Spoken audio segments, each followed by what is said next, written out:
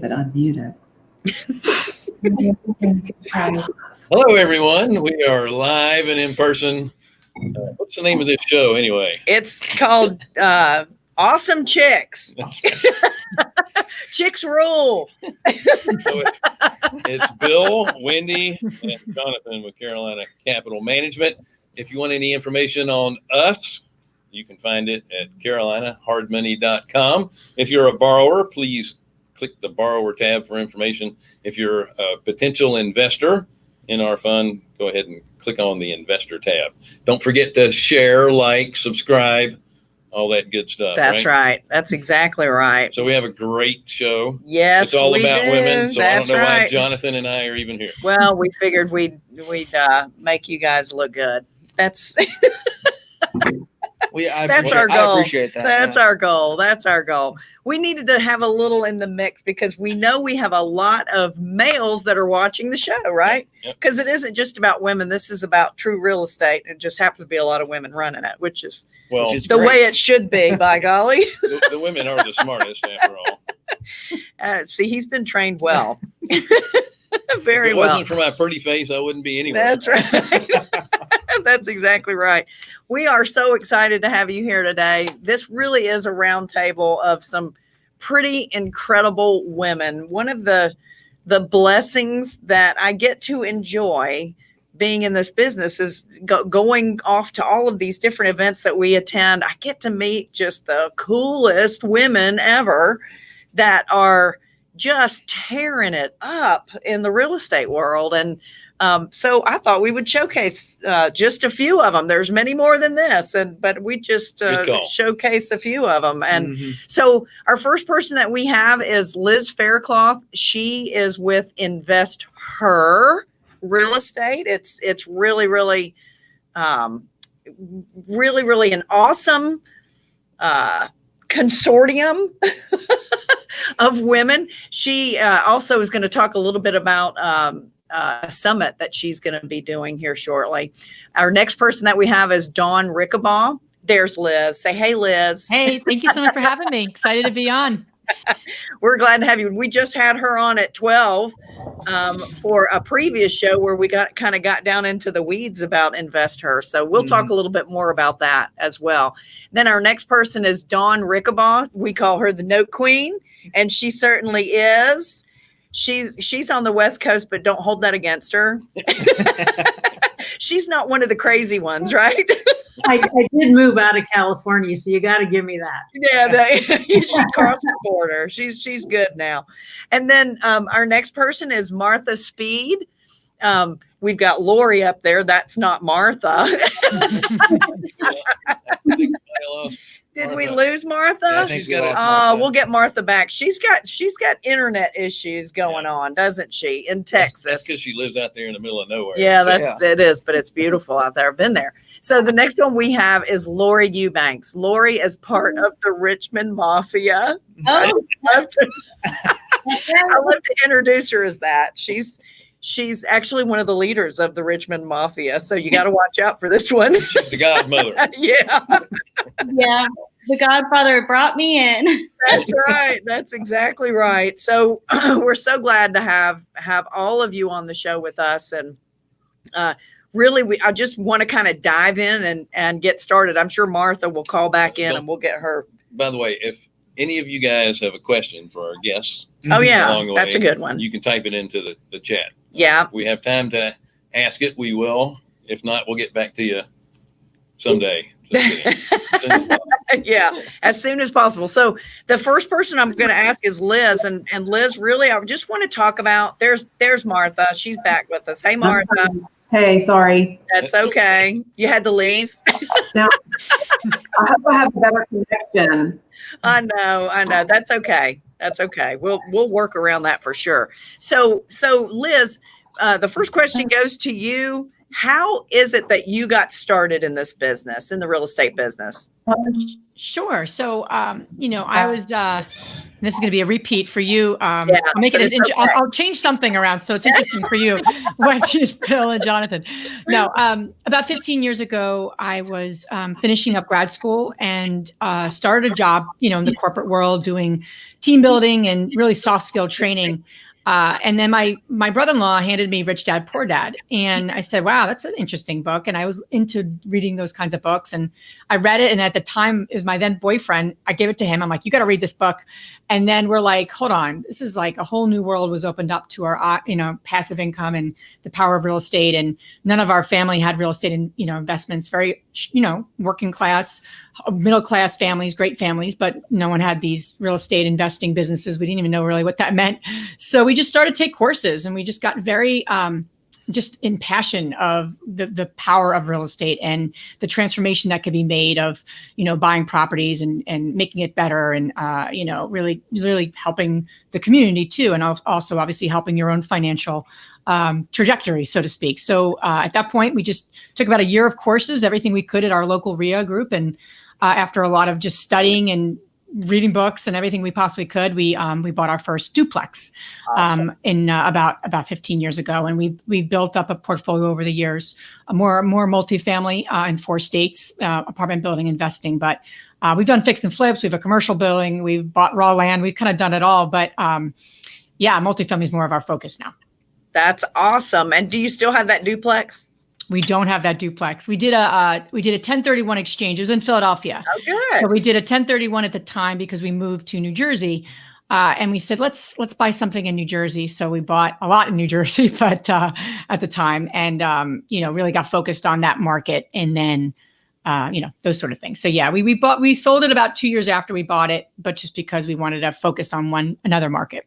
Right. I thought they called them twins in Philadelphia. Yeah, that's right. Duplexes. It was an attached home. Yeah, it was in a little town called Roxborough, if anyone knows Philadelphia. I do.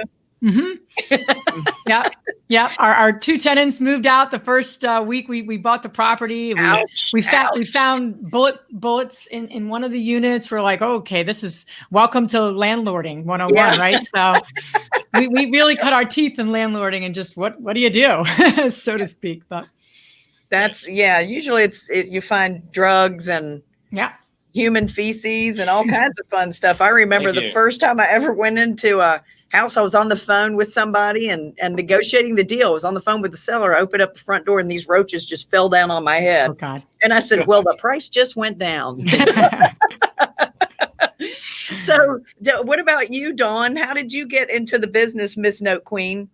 Yeah, well, so I was an RN. I graduated, from BYU actually with my bachelor's in nursing, and I went to work in Pasadena, California, and I went from ICU then quickly to ER where I worked for a few years. I really loved it there. Then had a lot of life changes that happened, 3 kids in 3 years, and crazy stuff in my life that needed to be sorted out. So anyhow, I was a nurse all during that time. And then I started to just have the idea that I could learn. Somehow I thought I could be able to figure out how to not trade my time for dollars. And so I started going to all of these courses just on the weekends, right? Because you got 3 kids, 4 with the stepson. But and so just on the weekends, I would take all these courses, still just working my nursing job. And then the note business is the one that caught my attention, just kept my fancy. I tried every thought on, and I just keep coming back to, I just love that calculator, and I love the whole idea of it. So I was a tire kicker from probably 1995, 96. I started just going to all of the note conferences, or several of them. And it wasn't until 2004 where I said, you know what, I just need to sink or swim. So I quit my nursing job on a dime in 2004 and said, here we go. Wow, that's brave. Yeah. So I guess that's enough on that, maybe. No, that's good. So in the note business, and Martha's going to talk about this too.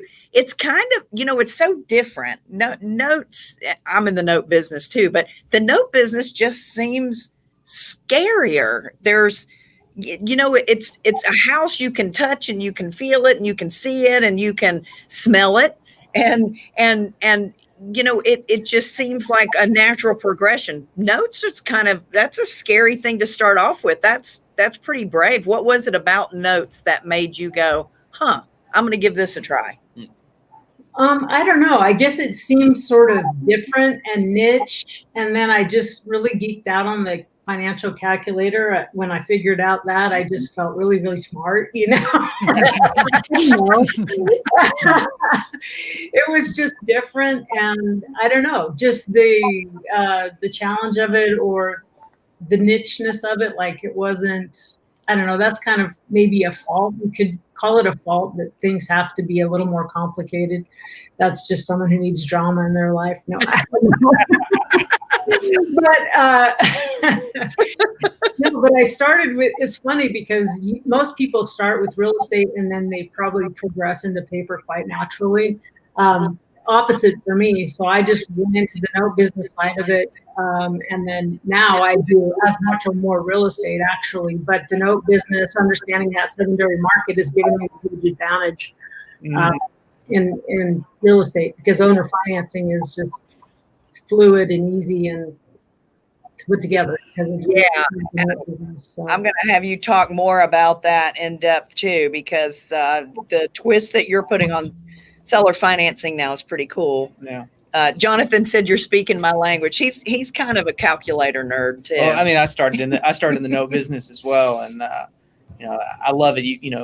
You can make your note buying models as proprietary as you want. You can make any triggers you want. It's really cool. It's state specific. You can really geek out on it. Yeah. I tell people, I've always said this to people that I'm speaking with, if you understand the note business, you can make any deal work. Mm-hmm.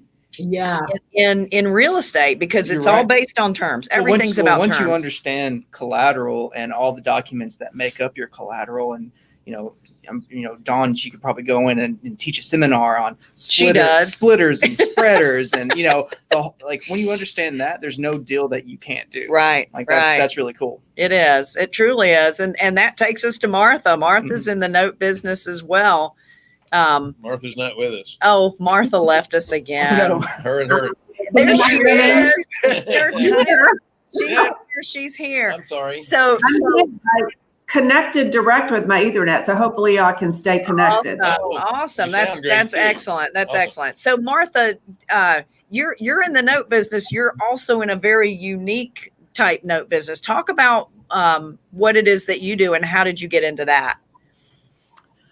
Well, I actually got into the note business because my dad had gotten into the note business when I was in high school. And so I'd grown up in a rental related family. We owned a lot of rentals, but then my dad got into the note business and taught us the business. And so from there, it's just progressed. We have a lot of different families of companies from capital funds where we buy bulk acquisitions, to training. And then what I do personally is I work with passive investors, and I buy assets for my retirement accounts. And then I have investors that'll buy the front end of the loan. So that's kind of what I do now. But it just started out and it's still a family business. I mean, our kids are coming into the business now and they like more the real estate side of it, but I've done every part of it too. And I think it's really neat too, that you're so focused on buying notes for IRAs in your family. That's so super cool, because you're setting up a true legacy, right? Mm-hmm. Well, that's what I'm working at. And it means a lot to me because the way that my dad structured buying notes for himself was to use that income, that passive income, and as future income to take care of my mom if anything happened to him. And unfortunately, my dad did pass away in his 50s. Wow. And so we've just continued to build my mom's portfolio. And so, my mom's never had a struggle because of it. We manage her business. We oversee all of her loans. She has almost 500 loans.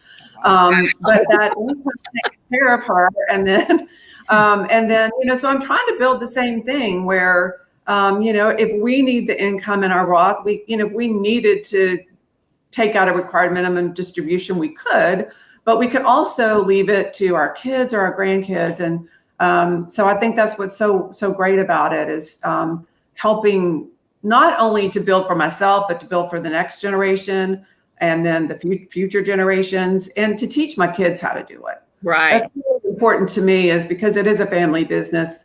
We really spend time helping our kids understand the structure and what we do and how the business works. Awesome. Are they taking interest in it? Do they take interest in it? They've bought more on the, like I said, on the real estate side. They've got some rentals. We've got, Hudson is working in the business.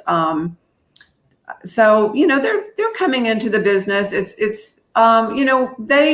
We let them pursue what they wanted to go do. Right. But they can still do this on the side, and it can be, a sideline for them that helps them in regard to, just building their retirement too, or adding to it, right? What they're already doing. Right. Right. My kids have been involved in what I do from day one, and all three of them are saying, I don't want anything to do with the real estate business. My mom worked way too hard. I'm not interested. Actually, my youngest is a little, he gets the fact that if I do real estate, then I can do what I really want to do. So he gets that, but it's funny trying to get them involved. Lori Eubanks is just the sweetest person on earth. Martha's in a women's mastermind that we did, and Dawn too. Dawn was in that first one where we've all kind of first met Lori. She was this really sweet little, has this beautiful voice and just seems so, innocent and new, and man, she will take you down. This girl has got it going on. and you've just taken real estate by storm. It's just amazing what you've been able to accomplish. Tell us a little bit about your story. Had me Unmuted. There you go. I've really enjoyed getting to know all of y'all. I mean, through the women's mastermind, and just our network is so strong. So I really appreciate all of y'all having me. Each one of you have been a huge impact in just driving my education, my confidence. I mean, being in this industry can be a roller coaster. We all know ups and downs of deals. So I really appreciate it. But I got started in 2012. I have a family of four little ones. I'm a single mom, and I jumped into real estate when I got on one income. Our family went through that change, and there was some things that, we had to pay bills. So we, looked out there, what else is out there. And that's when we, got into real estate. And my first project was a total gut, very much a roller coaster ride. So I know a lot of people in my network have really talked me off the edge, as we all do. And so I just really appreciate it. And so since 2012 and that first project, I've done several, and then started buying portfolios in 2015, where it came with the renters already rented, and I would buy 8 to 10 at a time and seller liquidate their portfolio. And so that change was a big growing opportunity, because it allowed me to replace my income at my W-2 job. And so now I'm a full-time investor, so 2 years in, and it is great because I can control, picking up the kids from the bus, which hasn't happened in forever. They've all been held. But it's really given me freedom. I feel like, it was different, being a mom, going to the 9 to 5, trying to make money on the side and raise kids. That can be a lot. Oh, yeah. It's really been a blessing that the rental side and the cash flow have really empowered me to go on my own. I know. And when you post on Facebook, I always love seeing pictures of your kids running through the houses and kind of doing their own thing too, right? That's right. I take them on the ride. That's awesome. That is really awesome. So a little inside baseball here. The folks that can't see, or the people that are watching can only see the main screen, but we get to see everybody here. And Lori has been walking around from room to room with her laptop. I'm dodging kids and trying to not lose Wi-Fi. It's Chasing the I don't feel so bad now. I was sitting there watching her going, wow, how many rooms does she have? Yeah. Well, are you in the mansion right now? I am. So we had a really unique project come up this year, and we're here right now. So it came fully furnished. We call it the Retreat. It's on Airbnb. And, the timing of this was terrible, right? We got the coronavirus's hit, and it did make me question my decisions. I got this place at a great deal with equity, but my idea was that I was going to Airbnb it because it came fully furnished. And then thinking like, oh my gosh, the coronavirus is going to wipe out that whole business. I listed it this week, and I'm excited to say July booked up completely. Awesome. So, I can't even believe it. I don't know, maybe the virus helped it because people want to get out of their house. But me and my kids have been staying here for the last month or so, and it's just been, normally I buy crack houses. So this is the opposite of that. And, now my kids think I'm cool, so. I think you're pretty cool too. I think you're cool too. So yeah, it's been a ride, but this place, it was a gamble.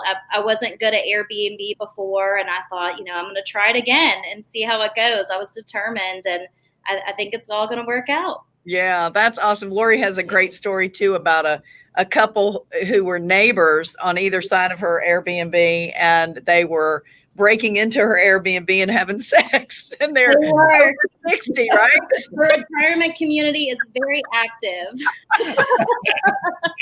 That's an interesting story. We could go on. That is definitely active senior community. It is. It is. Lots of fringe benefits. I'm going to go backwards, so I'm going to stick with you, Lori.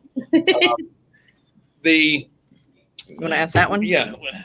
Women in real estate, are you finding that it's an advantage or a disadvantage? And why do you feel that way? I love that question because when I first started, I thought it was a disadvantage because, contractors, they look at it as an opportunity.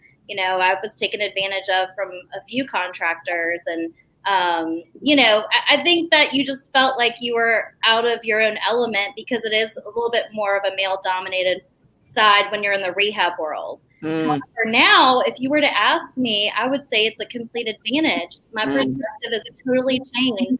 And the reason I believe that is because I feel like I can really connect with people. So the last seller at this place, at the retreat, I sat on the couch with them and cried. We shared stories, and I feel like, women, you're more nurturing. I think we're all problem solvers. There's probably pros and cons to female and men, just back and forth. But I really believe now that I can connect. I'm more nurturing. I want to solve their problem. And I believe that sometimes when I call sellers, I believe that they want to hear more from a female than a man calling them. So people stay on the phone with me more. That's right. I agree. Yeah. So there's pros and cons, but I think it's really how you view yourself. If you think that, I'm a woman, I'm in a male-dominated industry, this is going to be hard, well, then it's going to be hard. But if you change your perspective to a positive one and feel empowered, there's a lot of women that will back you up, and men. I mean, they'll encourage you. So I think you should just change your perspective and it'll really grow. I agree. Excellent. I agree. Well, yeah, it can be a disadvantage, I think, with certain things, but definite advantage than most. Yeah. And you're right, especially on the negotiating side. Right. So who was next? That was Martha. Martha, what do you, same question to you. Did you hear the first time? There she is. Oh, you're muted. There you go. I think it can, of course, be to our advantage. I have a lot of women that are executive business owners that I work with that don't have time to source assets. They don't have time to manage assets. And so in that respect, it's, of course, been a positive for me.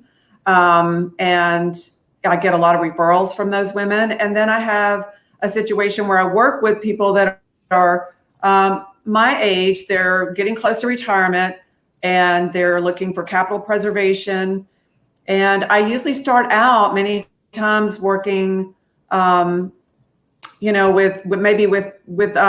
the husband, but then, I love for him to bring his wife in. And a lot of times then we end up doing a lot of the paperwork and getting that done with the wife. And so in that respect, it's helped me a lot too. I think they feel more comfortable, the women do, working with me than if they were trying to pull this together, with a guy, because I feel like it's kind of like Lori said, I'm a little bit more willing to handhold and just help them through the process the first couple of times so that they can learn, especially if they're dealing with a self-directed IRA. I have a lot of customers that come to me that have IRAs, but they're not self-directed.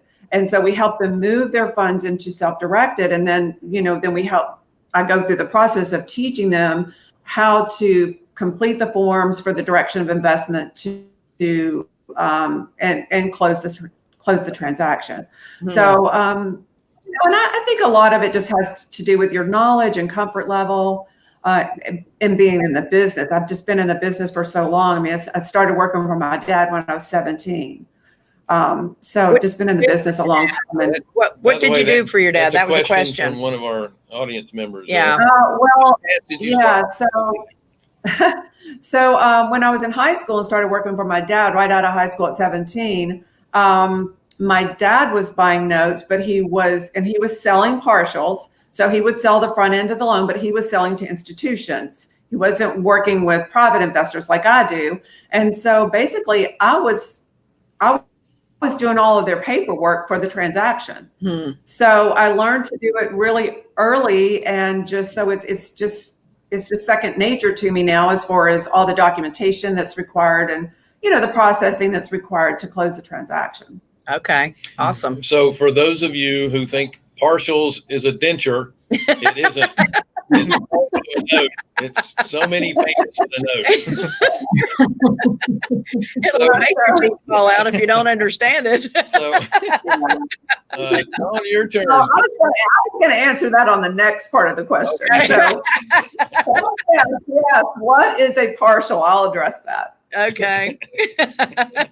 All right, Dawn, what about you? Yeah, interesting.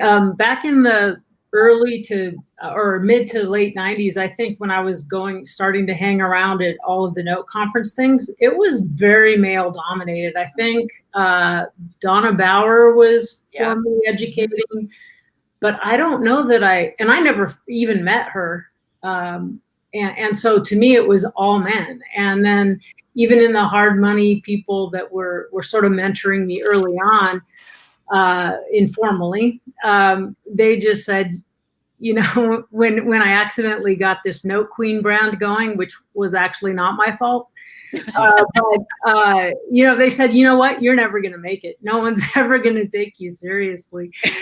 And actually, that comes to my advantage, because then I don't even have to read a disclaimer for everyone. Because if you're listening to the Note Queen, you better just have done your due diligence already, or just know you're in for it. But I guess I would have to echo that the rapport building is pretty natural as a mom, as the roles that we're in as women typically. 4 kids, I was a nurse, so I'm in the healing arts there. And then I think it's super natural when you're very relationship oriented, that it's kind of like everybody's everyone's my grandma, everyone's my grandpa, everyone's my kid, my brother, my uncle. So it's like, how could I do wrong or take advantage of someone? So you're naturally trying to cooperate and balance the equity, the risk and reward, and the financial gains, and so that no one side takes everything. I think it's just sort of built into us a little bit. I don't know. No, Well that's said. great. But I wasn't supposed to make it at all, and frankly, I surprised myself to be here. So. Well, the good news is you're a nurse, so it wouldn't be hard to find that job again if you needed it, right? But I won't wear a mask or get a vaccine, so I can't. Liz, thank you for rounding up this series of questions here. How about yourself? Sure. So I'm super biased because I, of course, think women have tons of advantages to investing. So that's really why my friend and partner at the time, who we were flipping properties together, said, let's create more of a space and more of a community and interview women just in this business, because there's so many women making an impact. I think we've done over 100 interviews. And what's fascinating is that I think it's also not just do women have advantages? Absolutely. But the real question is, what kind of advantages do you have? And I think so much of the conversation for women, especially women that are new to the space of investing, is they often don't feel like they have any transferable skill set.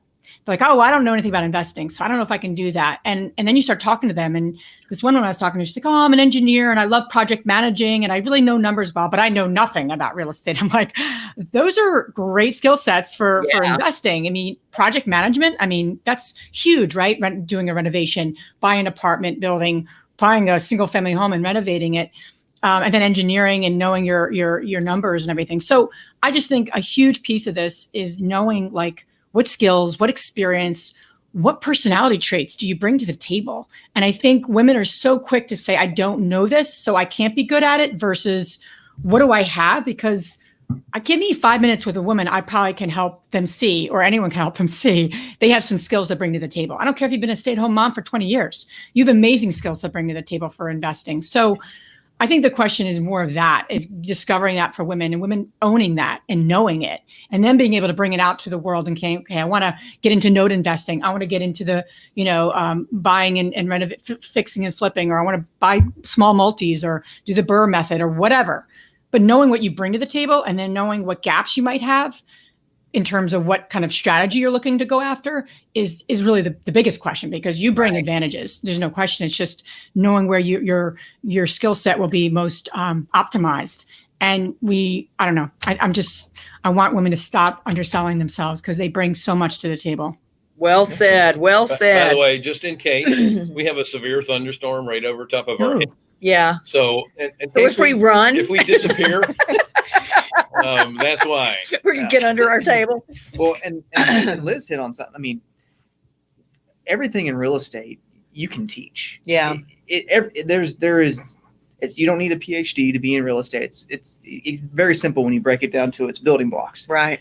What I have found, and as a personal experience, you are a living embodiment of this, Wendy, is that drive and that motivation, that when I have found that when women take that initiative and they say, I am going to do this, they hit real estate with more drive and more initiative than any male counterpart, which makes them, that's a crazy. Huge, crazy. That's a huge advantage, because you can learn everything. It's the drive and initiative that you can't teach. Yeah. The never give up, the never give up thought, I think is really, really important. So Liz, I'm going to start with you on this third question. It's, and all of this is true with all of us women here are in different stages of our lives. I have teenage kids that I'm trying to kick out. Liz has young ones. Lori has young ones. Lori has a big house to put them in. Yeah. John's are all kind of older, I think, like mine are. And Martha is a grandmother. So we're all in different stages of our life. So how is it, Liz, that you handle being a mom, a wife, a business owner, and what do you do with the guilt? Because we got guilt. Right. Yeah, I wish I could say I don't have any guilt, but I think that's a daily thing that I work on, to be honest with you. You know, before this whole epidemic happened, I had my nice little schedule, and I had my daughter's not in kindergarten yet. She's 3. So I said, I really want to be home with her part-time. So she was in daycare for 3 days, and my son was in kindergarten, and it's full day here in Pennsylvania. So I said, so he was there, and then I'd get him off the bus and get my work done, and everything was, most days was flushed out, working well. I put my priorities in place. And then everything happened. And, obviously, those kids, obviously all of our kids have been home 24/7, and literally just been giving them back and forth to my husband, who's, okay, when do you need time? When do you need time? It's literally, I just feel like we're passing our kids back and forth. And it's hard in the sense of creating that balance and trying to be all those roles. I mean, there's been a lot of breakdowns, to be perfectly frank, in the last couple of months. But what I think the key is for me is, like, wherever I am and whoever I'm with, I'm really working on being present, which sometimes is hard, right? Checking the phone and trying to listen to my son talk about something. And then my daughter's run around. She peed on the floor today and just started jumping on it. Like, it's a puddle. It's a puddle. I'm like, it's not a puddle. Puddles are for water. You're just dumping in your urine right now. I got to get on a call in about a half hour. So we got to get this clean, Zachary, go get her some clothes on, I'm like, this is like crazy. Like, Maddie, you off your conference call. I mean, it's crazy. It's chaotic. But I think the key is I'm trying to have more grace with myself, and that's important. And then the second thing is really just working on being present. I didn't check my email this morning because I'm like, I'm with the kids this morning. And so, we're here. So yeah, being present and just having some grace and some, and wine has certainly been helpful. Just to be honest with you, I love white wine. So, I buy the box of wine now. I don't even get bottles anymore. I just know. Go straight for the good stuff. Just go for the 30 glasses in the box. That's awesome. That's awesome. What a great answer. How about for you, Dawn? How do you deal with the juggling of, mom, wife, business owner, and what do you do with your guilt? Yeah, when I jumped off in 2004 into this entrepreneurship that kind of, took everything by storm, affected our lives quite profoundly. My kids were in that junior high range. They're all 4 of them are within 3 years, three of mine and a step. So they were all in this same age range together. And frankly, and I was working really, really hard just to try to get something new, to get off the ground, something I've never done. W-2 to entrepreneur, I did not make that look graceful. The road to the queendom was not paved in gold. But anyway, the reality is I wasn't there for them for everything that I always thought I wanted to be. I thought, my youngest daughter and I, we really share a joy of backpacking and things. And I thought, when she's we're going to go do all these things. Well, that's, just when I needed to spend so much time and effort just recreating myself from, the inside out and the ground up. And so frankly, I did miss a lot of things. And guess what? Other kids have parents that work. So the things that I miss, though, when you create enough intimacy and enough emotional safety, and that you keep working on your own issues, so my own guilt or my own failings, and bringing in that grace, or this, like, I love and forgive myself and everyone else. Like, we're all kind of doing the best we can usually. So if you keep working your own stuff, guess what? Now that I have more time and I'm more established, the kids just sort of, they're all in their late 20s now, and they'll come back around to heal those pieces that we miss, because we've maintained the intimacy, the honesty, the transparency. Everyone's working their own stuff. And so if I'm just available, anything that they missed or that I did wrong as a parent, they'll come back for healing. And so one by one, the kids at different times come back to let me fill in things that I may have missed. And right. It's a beautiful thing. Well, that was so well said. So well said. Martha, how about you? Myself here. Can you hear me? Yes. Okay.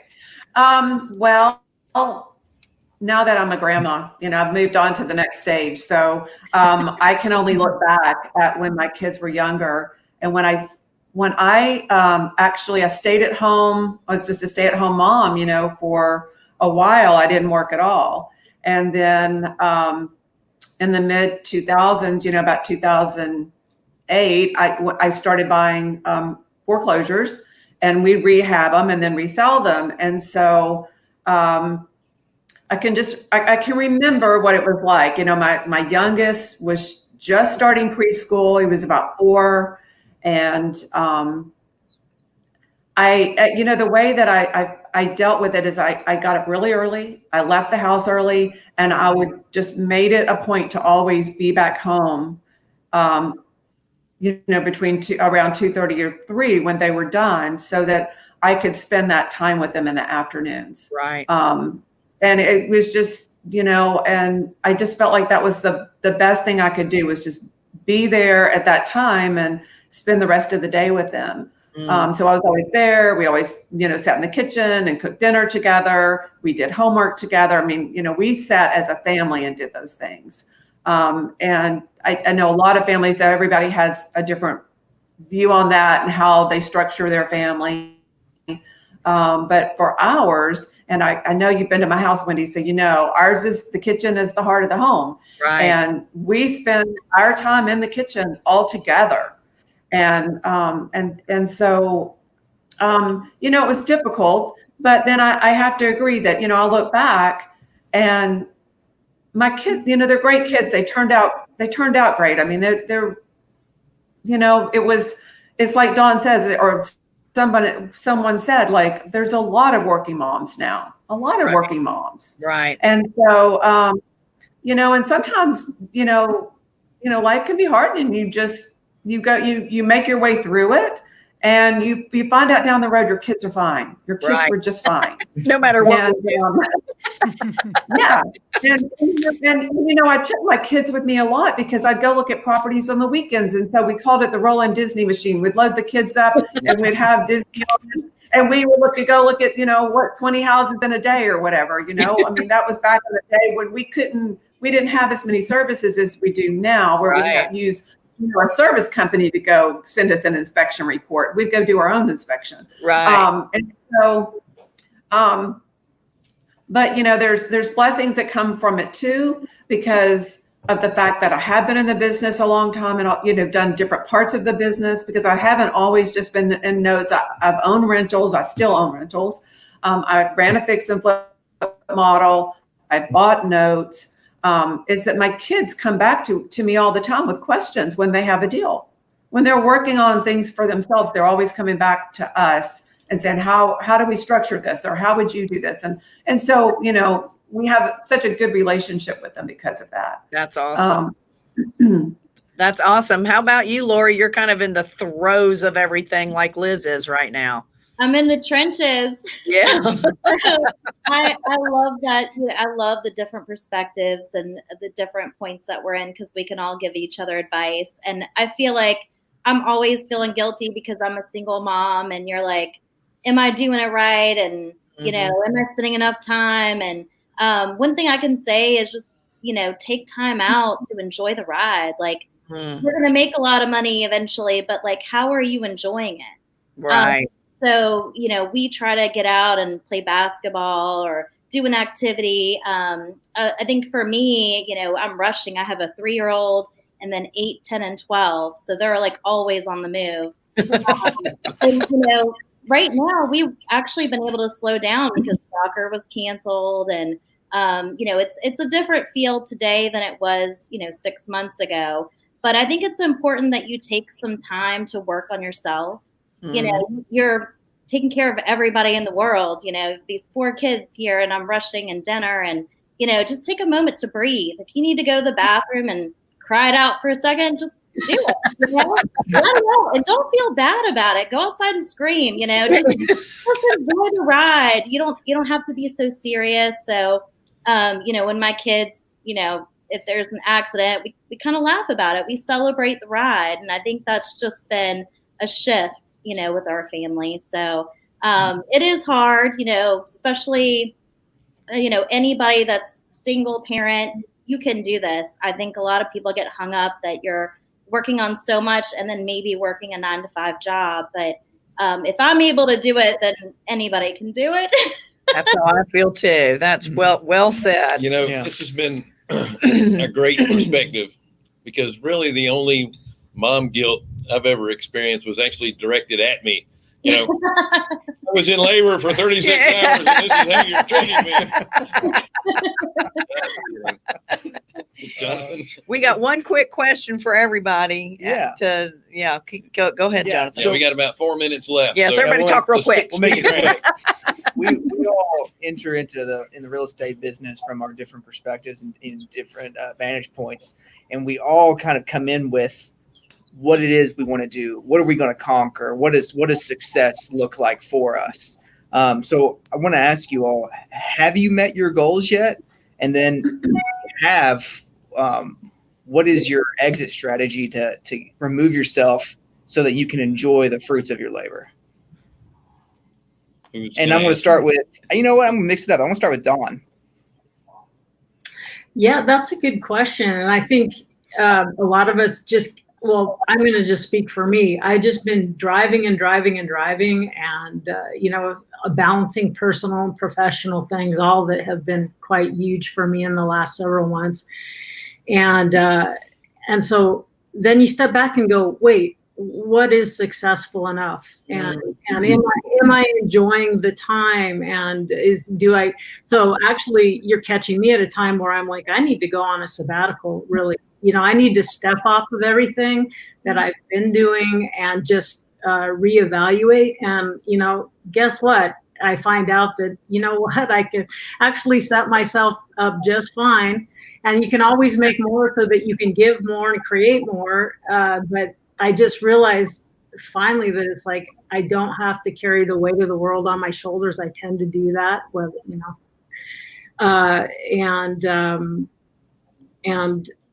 and you know what? If I didn't do any more, just the positioning that I've done now, I could have my basic monthly net covered. So if I have enough passive income to cover my very low monthly expenses, then I'm free.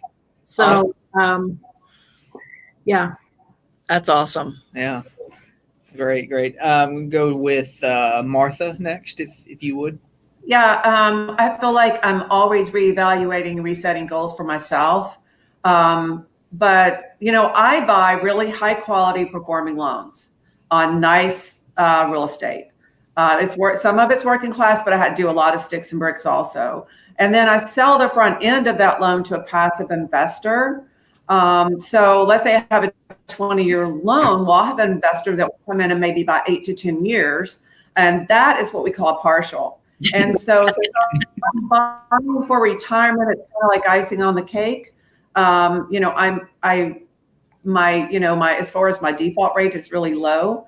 And so I feel like as far as an exit strategy is that, with buying these performing loans is that I can kind of step away and monitor the loan on a monthly basis or have someone do that for me. So, I feel like it's a situation where I can have this passive income coming in. I'm also having another investor have passive income because they're going to receive all their payments before I get anything. Mm-hmm. But it's a situation where, we could just have somebody from our office oversee it, or I could hire somebody to help me part-time just to monitor the loans. And I only really have to step in on something if there's, an issue with the loan. Right. Yeah. Right. Oh, that's great. Yeah. Great. So, it really does allow me a lot of flexibility and allows me to set my own schedule and to travel when I want to. And so I enjoy that. That's awesome. Not being a slave to what you've created, but creating something so you can be free. That's right. That's right. Liz?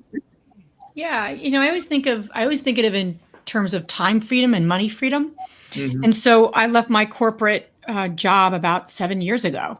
and to have my first child, and then I never went back to that work. And so I had some time to just dig deeper in our own business, on our real estate investing in some of our properties, and doing some work there. And then this, having a space to have a passion rebuilt for myself, because I worked in corporate for 12 years and did well, but it just wasn't my passion anymore. So, and I love real estate, but creating space for women in this business is really my true passion.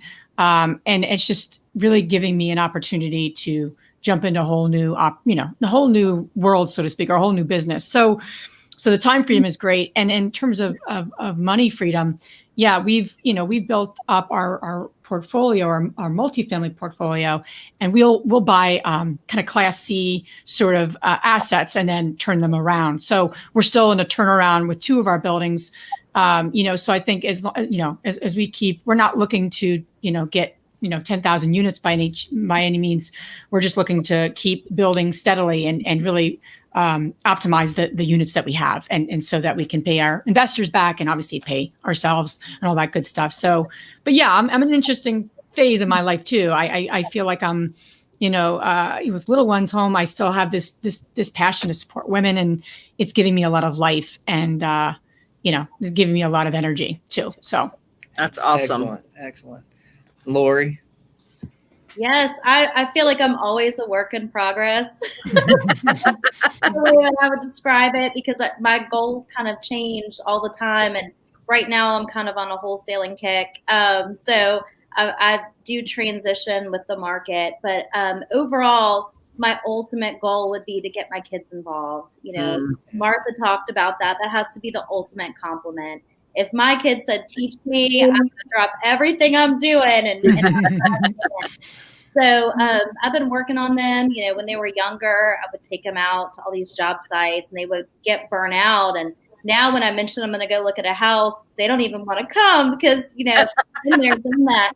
So I've been trying to think of ways, and just, also looking at outside the box. They don't have to do real estate. But, my goal is just to open their eyes that they don't have to work a 9 to 5, that they can explore the world, and they can, do what makes them happy, because that's really the ultimate goal. So my exit plan, I have some rentals. I now have this Airbnb. I'll continue to flip shorter term flips while the market's doing, this funny thing. And, we'll just try to make money through it. And then the ultimate goal will come, when my kids are getting a little older. But right now they're making their own YouTube channels. So I see that they have this creative side. I'm really just trying to influence it to grow more. That's awesome. Excellent. That's awesome. I want to get Liz on real quick to talk about the seminar that you're going to be doing, or the summit that you're doing for Invest Her. How can people learn about that, and tell us a little bit about what it is and how much it is? Sure. So yeah, we're planning a one-day virtual summit for women real estate investors, and it's a one-day summit. Our theme is Stronger Together, and we brought on obviously women speakers, and everything from real estate investing to self-care to business strategies. So we have a couple of women talking about creative financing. We have someone talking about macroeconomics, and just in a fun way. I guess we can make fun. You could have fun and talk about macroeconomics, and also have women talking about self-care and mindset. And it's going to be about 7 sessions in the day, and it's just about bringing women together that are investing, that are trying to level up their own lives, become financially free, but do it in a mindful and way that we need to do as women. So because we're wearing a lot of hats and we're doing a lot of things and trying to please a lot of masters. So we have to please ourselves. And so this is a day out to obviously virtually to come join us. We have about 100 women registered so far. I'm excited. We have about 10 sponsors so far. So we're really excited about it. It's our first event that we've put on as a community. And it's June 12th. It's one day, and it's $47. And you can go to our website, therealestateinvestor.com, and just click on virtual summit, and love to join us, because we're going to be doing more of these types of things, and it sounds excited like to serve women. So much fun. And will people be able to talk with the group while they're there? Will they be able to have reaction with you? Yeah. So we're not the total experts on how to run, like, obviously virtual summits. So we've been doing a lot of research because we're doing it on Zoom. but it's through their webinar functionality. And we're going to have like a lunch Q&A with me and Andressa and just any other women who want to just not, take a break from the day. So we'll do that. And then we're going to have a happy hour after at 5, that's awesome. A virtual happy hour. But yeah, we're still figuring out, right? we can hear everyone. There's a way to unmute people, but I'm trying to figure out how do we promote people to going on video. So we're trying to figure out that tech part, but that's the idea. And then obviously our free Facebook community will be a way to have women kind of continue the conversation. Yeah, that's awesome. And the reason why I asked that is that we've got a question where somebody is asking, Let me read it. I can't see that far. What do you recommend for someone who wants to start but has little capital, about 5,000? Yeah. So that'll be a great question to hit for a seminar like that. So, and I think the biggest thing to start, we all probably can answer that, but is to start getting in touch with your why. Like, why do you even want to do this? Because there's a lot of ways to make money. There's a lot of ways to lose money out there. Yeah. And real estate investing, there's a lot of niches. There's a lot that you need to know, or someone on your team needs to know. So if you don't have a strong enough why, like a deep why, which I think all of these women, these amazing women I've been on this panel with, we all have probably a deep why that motivates us to keep moving or keep reevaluating. And if you don't have that, I wouldn't direct you to reading anything about investing yet. Just figure out your why, get in touch with it emotionally. If you have that, then any challenge or strategy, that's all afterwards. Yeah. Well said. Very well said. I just have to brag. These are just a few of the awesome women that I call my tribe that we get to interact with. I just feel so blessed, and we're so grateful that you each took the time to come and spend an hour with us and teach other people and just share your stories and open up. And it's been awesome. We just thank you so very much. So this is the conclusion of today's show. We did run a little bit long. Sorry about that. That's okay. We had great content. Yeah, fantastic. Yeah. If you need to find out more information about us as a borrower, Carolina Capital. No, that's not right. Carolina Hard Money. CarolinaHardMoney.com. Click on the borrower tab. He's only worked here a few weeks. He's new. The part about getting old that I hate. So if you're a potential investor, CarolinaHardMoney.com. Click on the investing tab. Don't forget to subscribe, share, and like. Ladies, thank you so much for joining us. Really appreciate it. It was Thank you for having us. We've got some great feedback from the audience, and they really appreciate it. Mm-hmm. So have a great day, y'all. Thank you so much. Thank you.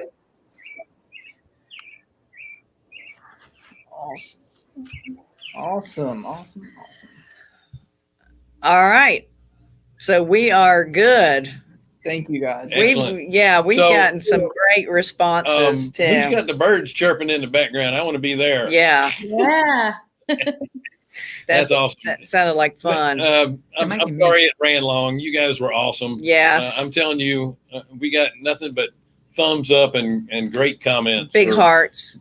Sharing your stories, and it was awesome. And Hope we can do it again. Yeah, people are hungry for that, that vulnerable honesty in real estate that, most men aren't willing to share. Yeah, that's right.